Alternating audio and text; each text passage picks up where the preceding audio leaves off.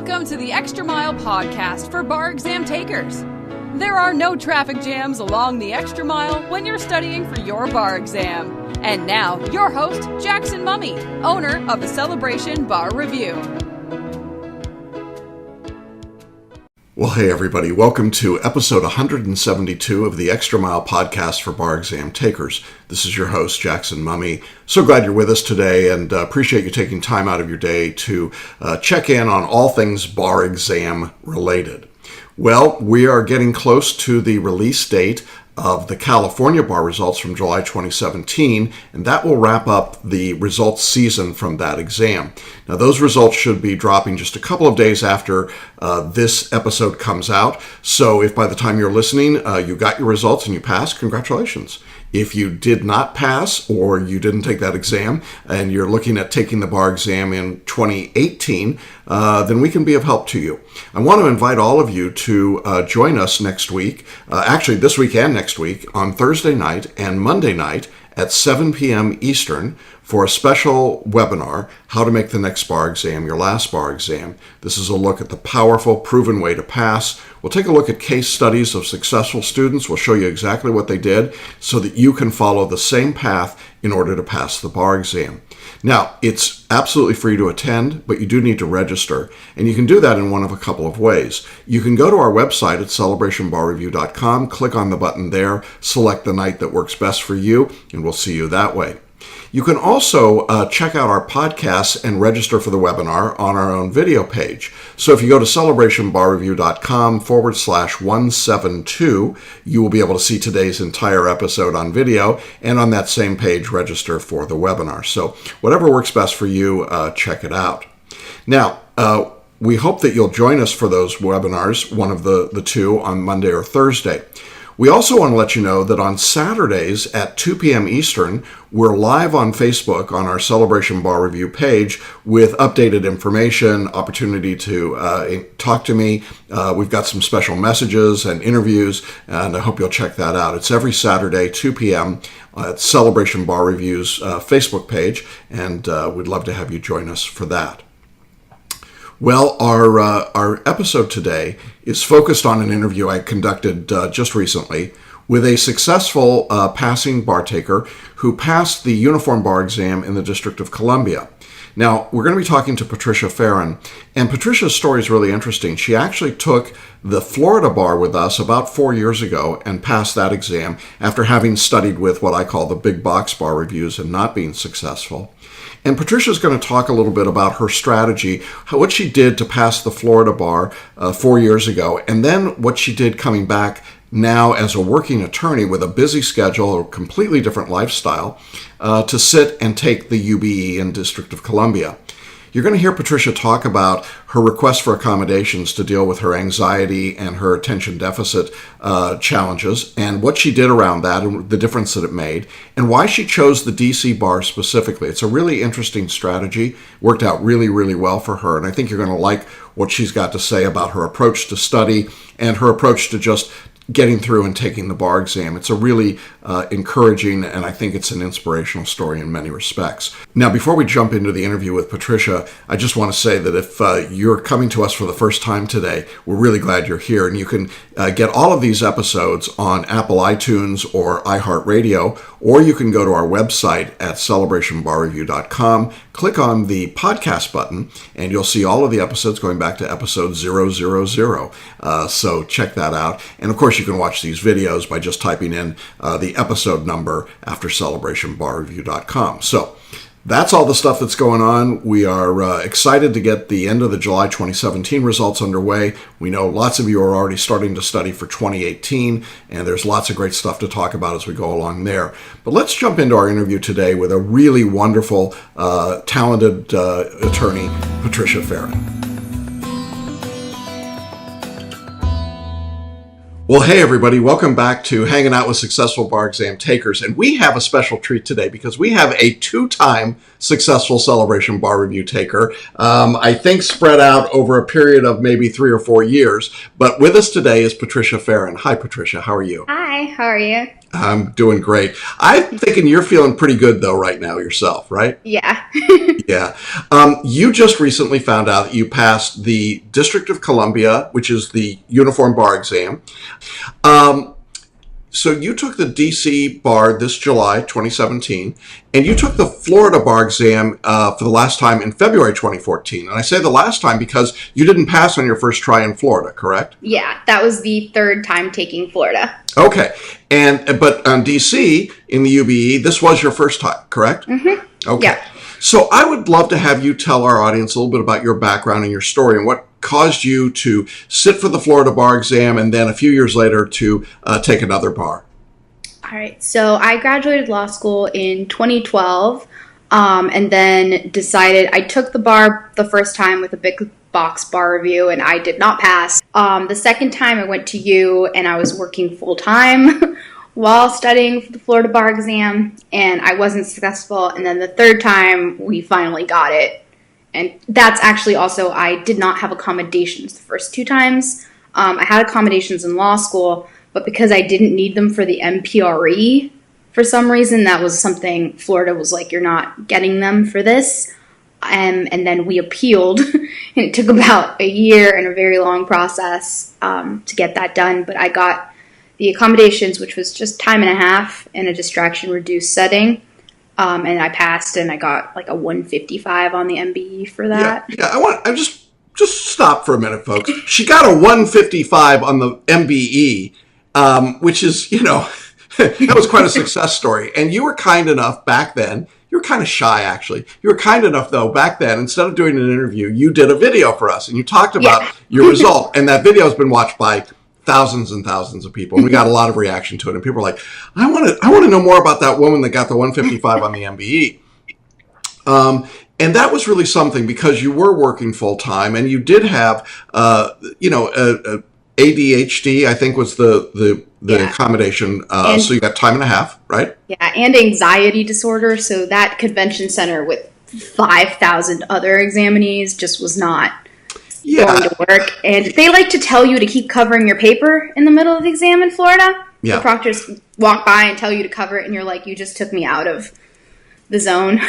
Yeah, I mean, there was a lot of anxiety, and for you, that was really debilitating. And so we worked on some techniques to help you kind of control that and get ready. And then your confidence just got bigger and bigger and better and better. We got the accommodations. That was about a year, I guess now, thinking back to it. It was really quite a process. They told us in December. Nice, before the February end of December. It was about New Year's when they told us. So it was already just a month to go, and that's when they said they got them. And you've been practicing under regular time conditions because we didn't think you were going to necessarily get the accommodations. So it was like Valhalla when we got it. And you went in and you took that exam and you knocked it out of the park. I mean, it was sweet, sweet, sweet. And we were very excited about that for you. And it was a great result. Well, we fast forward a couple of years. Why are you taking the DC bar in 2017? Yeah. So I had some friends who have just graduated law school, and they started talking about the UBE, the Uniform Bar Exam, which really started in, I think, about 2011, if I'm correct. So when I graduated in 2012 and took the exams in 12 and 13, it wasn't something that was it wasn't very popular. It was only in the Northwest. And then last year, I think, New York adopted it, and then New Jersey adopted it, and more states have adopted this. So for me, I decided to take it just as a stepping stone professionally because it gives me ability to waive into other states. Florida has no reciprocity for anyone that's a Florida taker, so it's kind of limiting if you find a great job in a state where you could waive in if you had another bar, but you can't for Florida.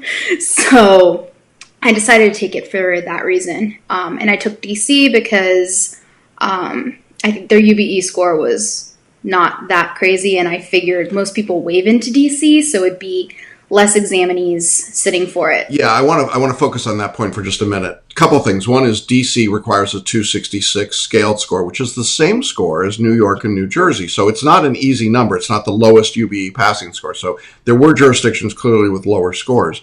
But I think what you did that was so wise, Patricia, was that you recognized, and I think we had some communication about this, that DC was a smaller bar. And so the anxiety part, the 5,000 people in Florida, in Tampa, in the one room with the baffles and the winds blowing and the armored truck and the pat down before you walk in and the clock that's invisible. And I mean, all of the crazy stuff they do in Florida. And I'm not exaggerating, by the way, folks. That's the real deal. The DC is a much, much smaller bar. Now, I'm not going to claim that they're well run because they're not, but they are really much more informal and way by like a factor of 10 times smaller, right?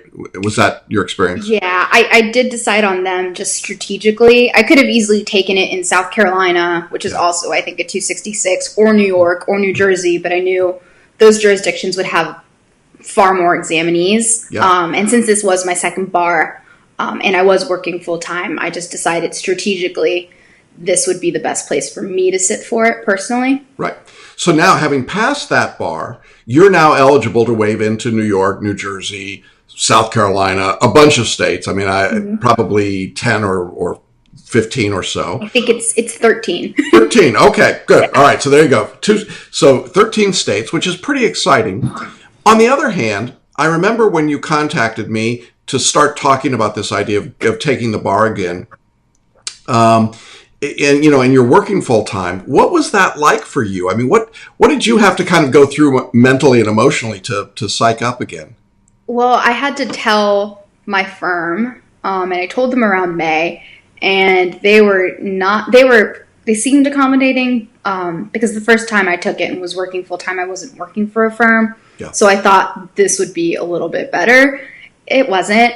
I still had to hit my billables. They still gave me a hard time about taking it a little bit, even though strategically it would have helped them too. Mm-hmm. I think it was just really hard to figure out time management, because when you're working 8 hours but you're billing like 10 a day, well, other way around, you're working like 10, you're billing 8. I hope so, otherwise we've got a real problem here. Working like 10 or 12 and you're billing like 8, it's really hard to find at least, or carve in at least 3 to 4 hours where you can study. And everybody else is studying 8 to 10 hours a day. I mean, if you're doing it full time, as what you're doing. So how did you do that? So how did you do it? I worked a little bit in the mornings. I would listen to lectures in the car. So I listened to your countdown lectures and like part of the normal lectures. And since this is my second time taking it, well, it's my fourth time taking a bar exam, but second time passing, I actually remembered a lot of the material. Yeah. So once it became about 6 to 8 weeks before the actual exam, I just started really drilling the MBE, because I know that that's what saved me last time when I took Florida. So that's really what I focused on. And it was basically the intuitive approach. I remember talking to Kelly in the coaching sessions, and I was like, I don't know why I'm getting this right, but I'm getting it right. Yeah, let's talk about the intuitive approach, because this is a big deal, and it's something that we developed over a period of time. And essentially what we're saying with this approach is that we want you to read the question and the answer choices carefully, but then decide immediately, right? You didn't sit there and try and analyze or figure them out. Am I correct? Yeah, not really. And I tend to do it a little bit different than your typical. I don't even look at the answer choices first. So I'll look at the question and I'll write, like with my little pencil, whatever I think it is. So let's say I think it's perjury. And then once you take your hand off, like, it's usually there. And that's a pretty cool feeling, isn't it? When it's there, it's like, oh man, okay. I if you're like, what's the highest charge? And you're like, well, murder. Yeah. And then you look and it's common law murders there. Then there you go. Yeah, absolutely. And so I think that using that approach obviously was good for you. It helped you. And so you're able to practice and kind of gear up for that. And I thought that was good. Now, you mentioned Kelly, and for those that don't know, we offer in our course, you were in our basic coaching program. And so you participated in weekly group coaching calls, I guess, as you were able to, with a member of our staff, Kelly, who runs those with other students preparing for the exam, and just talking about accountability and encouragement and kind of the things that are going on. Did you find those sessions helpful? Yeah, I did. I would usually call from the library over at the university where I was studying, and I would just like run out and do the calls because they were all scheduled for a certain time. Right. And that's really when I studied the most, was during the weekends, and the calls were on the weekends. Right. So I was at the library like the whole day, Saturday, the whole day, Sunday. So you were pretty intense about this. You're working, you're studying, you're doing all this. When did you start your studies for this last exam? I started them late because I remember you telling me like you need to be, you need to get on it because it's kind of late. So you got to understand that Patricia and I have an interesting relationship over the years. It's 3. Yeah. Patricia's one of my favorite people, like probably in the world. But I also am really hard on her because I found, at least it's been my experience, that when I expect more of you, I get more. I don't know. But, because when you came to me, you were pretty well wrecked. And we sort of put you back together, not like Humpty Dumpty, but we really had to rebuild your confidence and rebuild your approach. And I found that the more I said to you, honestly, you can do this, you're capable, you would respond, you would make that happen. And so my feeling was when you came back and said, I want to do the DC bar, I'm thinking, oh my gosh, she's picked a really tough UBE. That 266 is a daunting number, but I believe you can do it. And so I set the goal really high and hard and said, okay, you got to go for it. You got to put in this number of hours, knowing that you're the kind of person that would go, okay, I'll do that. And you did. I think it was May. It was late. Yeah, it was. For July. I only had about 3 months, and while working, it's really not 3 months when you're working full time. No. So that was kind of rough. And then, I just sort of started basically doing everything. And I actually was kind of annoyed with myself because I didn't get through the entire syllabus, like through the review part. I got through all of the substantive. Right. But I told Kelly, I was like, I wish I had another 2 weeks, week and a half. Well, I think you did it just right. You got the score you needed and boom, you're in, right? Now, you used a tool this time around that we didn't have back in 2014, and that's the paraliminals, right? Yeah, I used them towards the end just to calm myself down. Can you talk a little bit about the paraliminals, what they are and how you use them? So they're from Paul Scheele and Learning Strategies, and they're basically, now it's kind of companies and stuff are using it, but I liken it to mindfulness in a way. Yeah. Because you listen to them and you get quiet and you just kind of get in a different headspace. And it really helps if you have anxiety or even if you're just having a rough day. They're really good, even beyond studying. Yeah. There is a paraliminal called anxiety, right? Yes. And the idea behind the paraliminals is that you have one voice in one ear and another voice or another soundtrack in the other ear going cross-brain to speak to your conscious mind and your non-conscious mind. And they take about, 20, 30 minutes, right, to listen to? 20, 30 minutes. A lot of the ones that I was using were even shorter, like the 10-minute supercharger. Yeah. I think I did that one like every day for the last 2 weeks. And those really helped just calm me down. Yeah, they're really great tools, and I think they were really called for in your case. I thought it was a great way for us to kind of get you into that mindfulness. That's a great way of expressing it, so that you could be really optimal on the exam and have the energy and the focus that you needed, right, to be successful. Because I think those are the things that come together. So what was it like? You go back now, you've been to the Florida bar, you've been through that zoo, now you show up in DC. Talk to us a little bit about what the DC exam was like. Okay, so I was in the accommodations room, and anything that could go wrong went wrong with this exam, so I was pretty excited when I passed. They only gave us less than 72 hours notice for the laptop registration, which I missed because it went to my spam folder. And then I was like, okay, I'm going to have to handwrite this. And I'm friends with some judges on Twitter, and they were like, everybody used to handwrite, so calm down. You'll be fine, which I've never handwritten a bar exam, so I was nervous about that.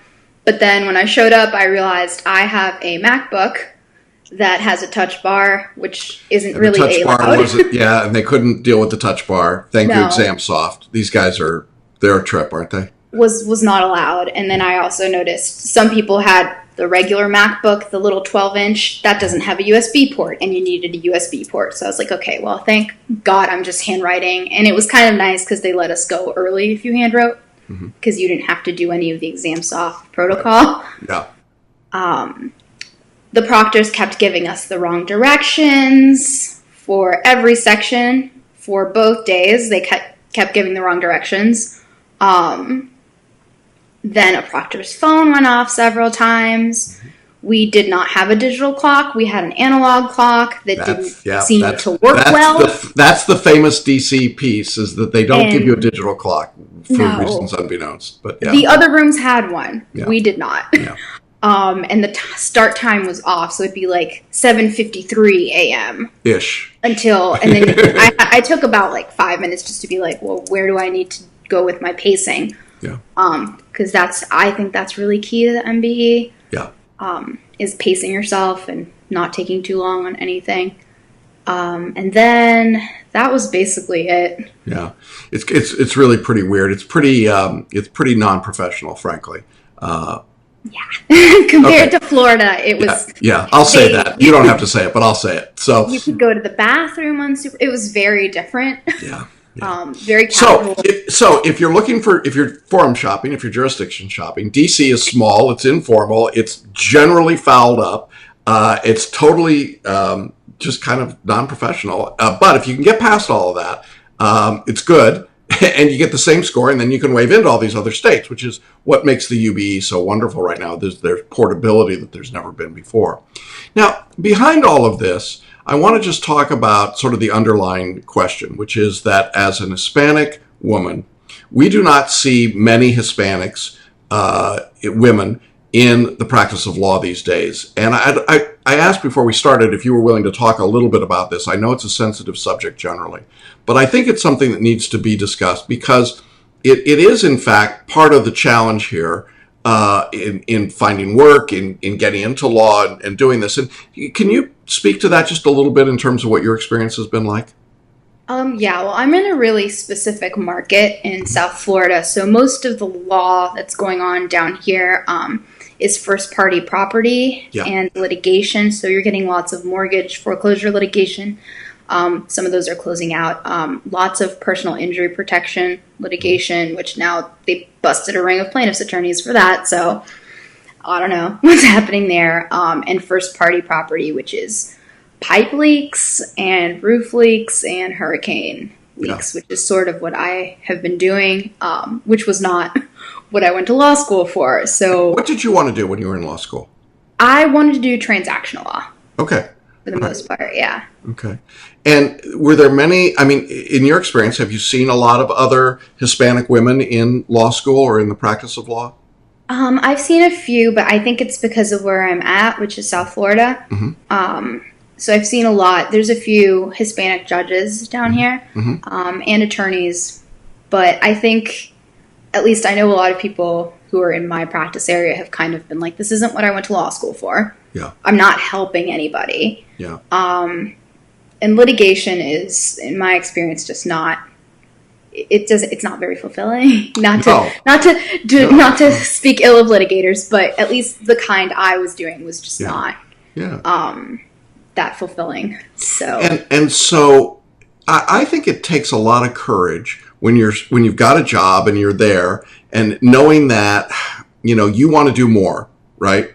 And that's kind of what I've come to know about you over the years is that you're a quiet but very determined individual. And so it didn't particularly surprise me when you said, you know what, if the way that I break out of this bubble that I'm in is to do a different bar and open it up, I'm going to do that, even though that's hard and it's expensive and it's a lot of work. I mean, is that part of your thinking, is that was how you would expand your opportunity? Yeah, definitely. I mean, that's why I chose to take a uniform bar, because I had also looked at taking Pennsylvania, but they're not uniform because I went to law school in Pennsylvania. And then I found out all the stuff about the UBE, and more states are adopting it every year, it seems like. So I just felt like for me as an opportunity and for career growth, that was basically probably the best option, because Florida right now is just it's a very difficult market. Yeah, it really is a difficult market. And I know that we're going to have people watching this interview, Patricia, who might be in a similar situation, Hispanic or women or both. What would you say to them as they're kind of looking at their options and what's going on in the field? I mean, I think there's definitely positions out there. I've just started looking because now I can waive into certain states like New York, New Jersey, obviously DC. There are jobs in what I want to do or would want to do. They're just not geographically where I'm located. And that's the thing about the bar is for some time, like if you're specifically Florida and I think California too, you are geographically limited. Yeah. If you don't have another one. Yeah. Because there's several positions that say it's fine, apply, but you need to have the ability to waive in, which I didn't have that before last Wednesday. Yeah. So, changes the field, doesn't it? Yeah. Yeah. And I think it can really, I've spoken to some older attorneys and you can kind of get into a rut with practice. There's several attorneys I've met who that what I was doing was not what they wanted to do, but they started and 25 years later, they're still there. Yeah. They're very unhappy. And I think if you can, it's 3 months out of your life to take another bar exam and maybe open a ton of doors for you and your family, then why not do it? And that's just the way I look at it. Yeah, I think that's great advice. You know, I do talk to some of those 25 and 30 year practice attorneys who realize that they've sort of hit the dead end and they're now making the switch. And I would say it's almost more difficult in some cases for them to stop or carry on their practice and study for the bar at the same time. Some of them are coming to Florida, but a lot of them are leaving as well. So it's really challenging, undoubtedly. And I think that you create a really good roadmap for people in showing what's possible and what can be done when you put your head down and decide to do it. Share with me what it was like on Wednesday when the results came out. I know that you had contacted us to say, I think they're coming out on Wednesday. And then it was like, what time? Is it going to be like 12 o'clock, 1 o'clock, whatever? Because DC, God knows. You never know. I think it was Thursday. Yeah. Like they said 1 o'clock. They did not come out at 1 o'clock. No. The website went down. People couldn't get on. It was just kind of a mess. And then finally, I had someone else who I took the exam with text me congratulations, and that's how I found out I passed. It's a nice feeling, huh? Yeah. So I didn't. You didn't have to look at the page. Yeah. Yeah. And what's your family say? They're pretty excited and proud. So. Yeah. Yeah. I mean, you've had quite a journey from Pennsylvania down to Florida, now having these open opportunities. If you were talking about the ideal position in law for you right now, what do you think it would be? What would you like to do? I ideally would want to do transactional law, either for a firm or in-house for a company. Specifically just dealing with contracts. That's my favorite thing. So yeah, I think that's what I would want to do for the most part. And there's a lot of positions doing that. They're just not located where I'm located. So there you go. That's it. So I think it was a great career move, great strategy on your part. Definitely a lot of work and a lot of determination and dedication. Did you feel any sense of fear that, oh my gosh, it was so tough to get through the Florida exam. Now here I am putting myself back in jeopardy, if you will, to do that all over again? Yeah, especially because I had to fly from Florida to DC just to take this exam and then fly back. Yeah. And I was like, this is like a ton of money. And if I didn't pass, it was just going to be pretty devastating and annoying. But at the same time, I was working. So I was like, I didn't really have that much time to study as much as I would have wanted to. So I think for those working at the same time, I would definitely start earlier. I think it would be nice. It would have helped. Yeah.